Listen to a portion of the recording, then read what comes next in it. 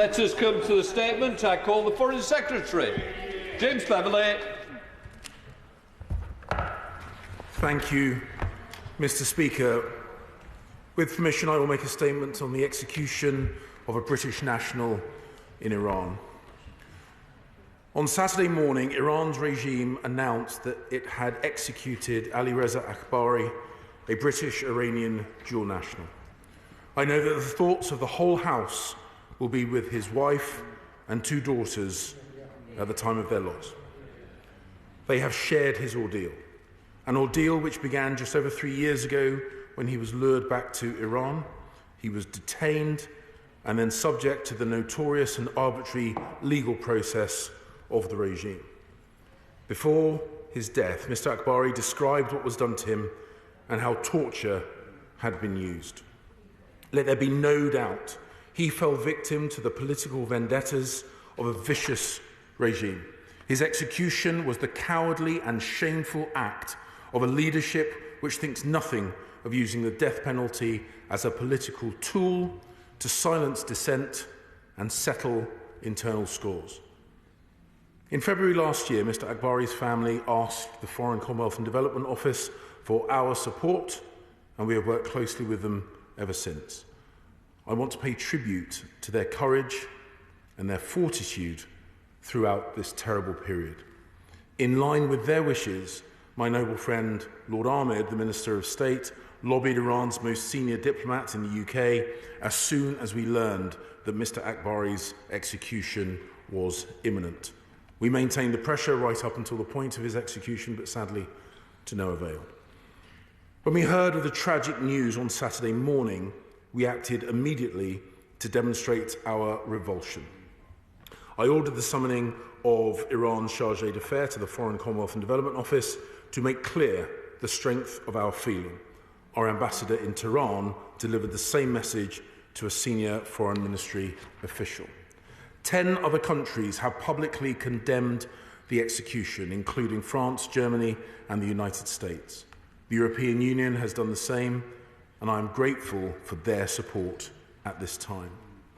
We then imposed sanctions on Iran's Prosecutor General, Mohammad Jafar Montazeri, who bears heavy responsibility for the use of death penalty for political ends.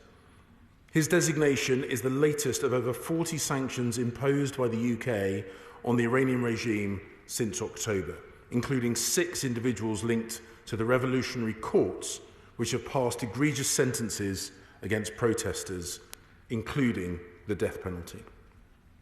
In addition, I have temporarily recalled His Majesty's Ambassador, Simon Shirtcliffe, from Tehran for consultations, and we met and discussed this earlier today.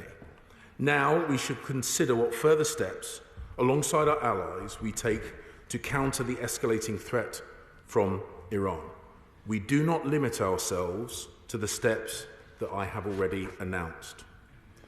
Mr. Akbari's execution follows decades of pitiless repression by a ruthless regime.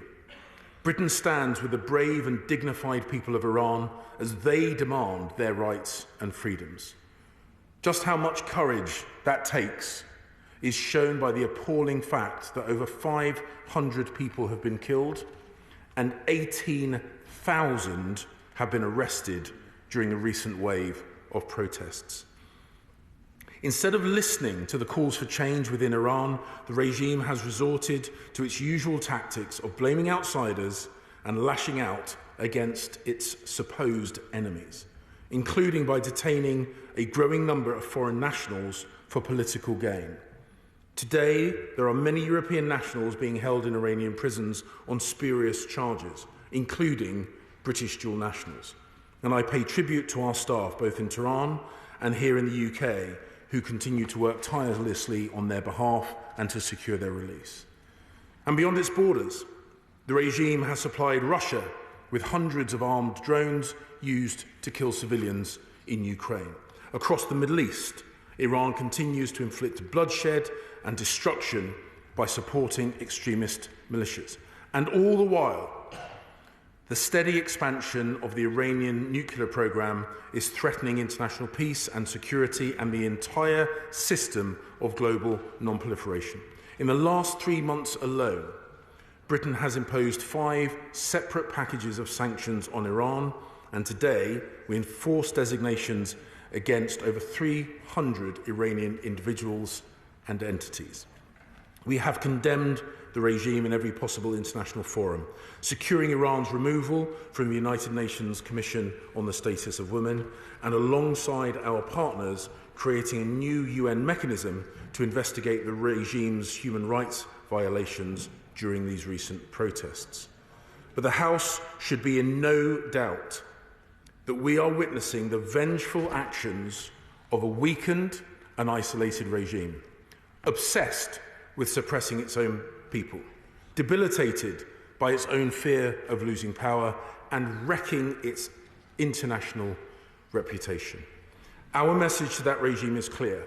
The world is watching you, and you will be held to account, particularly by the brave Iranian people, so many of whom you are oppressing and killing.